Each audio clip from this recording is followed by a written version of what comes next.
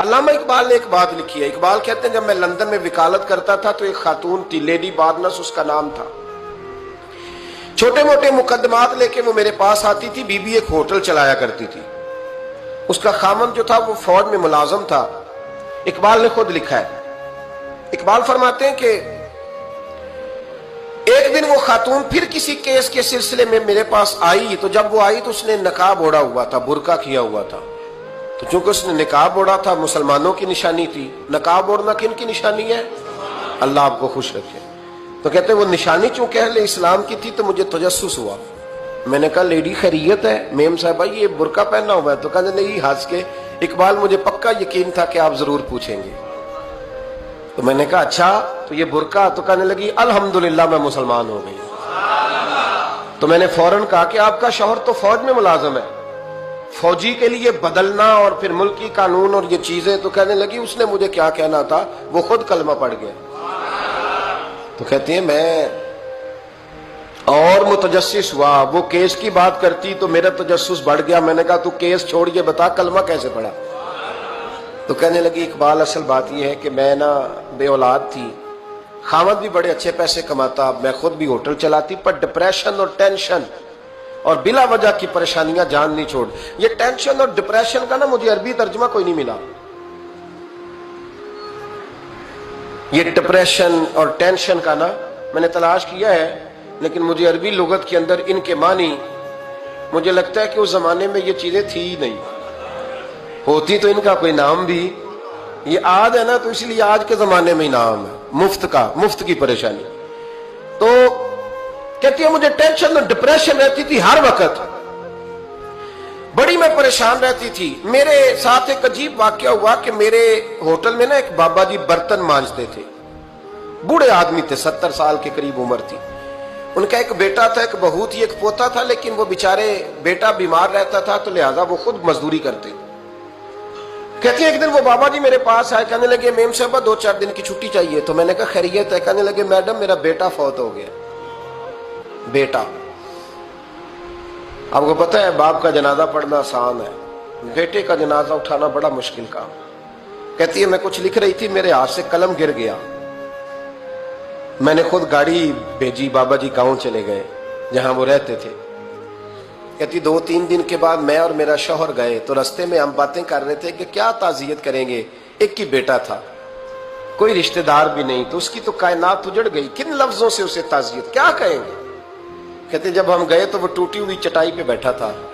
کچھ لوگ قریب تھے. ہم نے جا کے کہا بابا آپ مسلمان ہیں, ہم آپ کو کیا نصیحت کریں, ایک ہی بیٹا تھا, کہ کس طرح کر کے ہم آپ کو تسلی دیں. تو کہتے اس نے آنکھیں کھولی, بوڑھی آنکھوں میں ایمان کی روشنی. کہنے لگا بی بی کیا تعزیت کی بات کرتی ہو, میں نے کوئی پیسے جمع کرا کے بیٹا لیا تھا, خدا نے فضل سے دیا تھا, عدل سے لے گیا ہے. میں اپنے رب کے فیصلوں میں بڑا راضی ہوں, اللہ بڑا کریم ہے, وہ لے گیا, اس کا مال تھا. آپ یقین کریں ہمارے دیہاتی لوگ یہ کہا کرتے تھے, میں نے کانوں سے سنا ہے. ایک بوڑھے آدمی کا ایک دفعہ بیٹا فوت ہو گیا تو کسی نے اس سے کہا بابا چھوٹی عمر میں بچہ چلا گیا تو مجھے لفظ نہیں بھولتے. کہنے لگے پتر اللہ دی فصل ہے, کچی وڈے تامی ہو دیئے. سنے آپ نے بھی کبھی یہ فکرہ, کچی وڈے تے پکی لے گئے تے تامی ایج وہ دی. تو جب اس کا جی چاہا وہ لے گیا.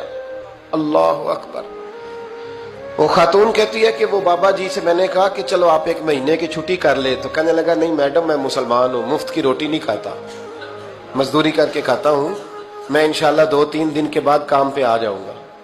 کہتے ہیں وہ چند دنوں کے بعد آ گیا. اللہ کی قدرت کے ابھی 2-3 ماہ گزرے تھے, پھر آیا. میڈم چھٹی چاہیے کچھ دنوں کی. میں نے کہا خیریت ہے؟ کہنے لگے وہ میری بہو بھی ہارٹ اٹیک سے فوت ہو گئی. کہتے اب میں بھی تڑپ گئی اور عیسائی ہو کہ میری آنکھوں میں آنسو آ گئے. میں نے کہا گھر کا دروازہ بند ہو گیا, اب یہ بیچارہ کیا کرے گا. وہ اپنے شوہر کے غم میں ہارٹ اٹیک سے فوت ہو گئی. کہتے ہم پھر 2-3 دن کے بعد تعزیت کے لیے گئے. پھر ٹوٹی ہوئی چٹائی, بوڑھا نہ اپنی انگلیوں سے زمین پر کچھ بنا رہا. کہتے قریب گئی اور میں نے جا کے کہا بابا اب تو تسلی آپ نے خود ہی کرنی ہے, جو نظام تھا وہ تو ہو گیا. تو کہتے ہیں پھر اس نے آنکھیں کھولی, آسمان کی طرف دیکھا تو کہنے لگا بیٹی کوئی پریشانی نہیں, मेरा बेटा बगैर शादी के भी तो फौत हो ही सकता था ना। बस मेरे मालिक ने जब चाहा जैसे चाह हुआ। मैं इंशाल्लाह 2-4 दिन के बाद काम पे आऊंगा। ये मेरा 3-4-5 साल का पोता है, अभी स्कूल दाखिल हुआ है, मैं साथ ले आऊंगा, वहां मेरे साथ ऊपर क्वार्टर में जहां मैं रहता हूं ये भी रहेगा। कहती है मैं सख्ते में आ गई उसकी कैफियत देख के। वो पोते को साथ ले आया। कभी कभी मैं देखती छत पे खड़े होके कि दादा घोड़ा बना हुआ है और पोता सवारी कर रहा है। वो सवेरे उठता, उसको स्कूल छोड़ के आता, शाम को लेके आता, प्यार करता, मोहब्बत करता। तीसरी मंजिल पर हमने क्वार्टर दिया हुआ था, वहां दादा पोता रहते। अल्लाह तू बड़ा बेनियाज है। कहती है इकबाल एक दिन ना पोता ऊपर वाली मंजिल पे खेल रहा था, उसका पैर फिसला, वो गर्दन के बल जमीन पे गिरा। मुझे खबर हुई तो मैं दौड़ी, एम्बुलेंस मंगाई। खून से लिथड़े हुए उस बच्चे को दादे ने अपनी गोद में रखा। और जब हम अस्पताल की तरफ गए तो हॉस्पिटल बाद में आया, जनाबे इजराइल पहले आ गए और कहते हैं वो गोद में दम तोड़ गया। फिर दादे ने उसे अपने हाथों से गुस्ल दिया। फिर उसने अपने बूढ़े हाथों से कब्र खोदी और फिर मिट्टी डाल के कहने लगा इन्ना लिल्लाहि व इन्ना इलैहि राजिऊन। जे सोना ही मेरे दुख विच राजी, जे सोना ही मेरे दुख विच राजी। फिर सुख नु चुल्ले डावा। कहती वो मिट्टी डाली उसने और जब वो वापस पलटा तो मैं बाजू से थाम के होटल करीब लाई और मैंने उसके करीब कहा कि बाबा तू टूट गया है, तू बिखर गया है। मुझे महसूस होता है कि अब ना तेरी रातें और तेरी सुबहें और तेरी शामें गमों में गुजरेंगी। तो कहते हैं यूं उसने हाथ रखे और यूं आंसू छटक दिए। कहने लगा मैडम क्यों क्यों, मेरे अंदर कोई अकीदा नहीं, मैं कोई लवारस हूं, मेरा कोई रब नहीं, मैं क्यों परेशान रहूंगा, मैं तो पका हुआ फाल हूं। थोड़े दिन गुजरेंगे कब्र में जाऊंगा और जब जन्नत में जाऊंगा तो अल्लाह मेरी बेटे से भी मुलाकात कराएगा, मेरे पोते से भी मुलाकात कराएगा, मेरा रब सारी मुलाकातें करा देगा। मैं अपने अल्लाह की रजा पे बड़ा राजी हूं। वो खातून कहती है मेरा और मेरे शौहर का कलेजा फटने लगा। मैंने कहा बाबा ये जज्बा कहां से मिलता है, ये सुकून कहां से आता है, ये कैफियत कैसे मिलती है। मुझे कहने लगा तूने लेनी है। मैंने कहा तो कहने लगा तू भी गुंबद खजरा वाले नबी का कलमा पढ़ जा, तू भी रसूलुल्लाह का कलमा पढ़ जा।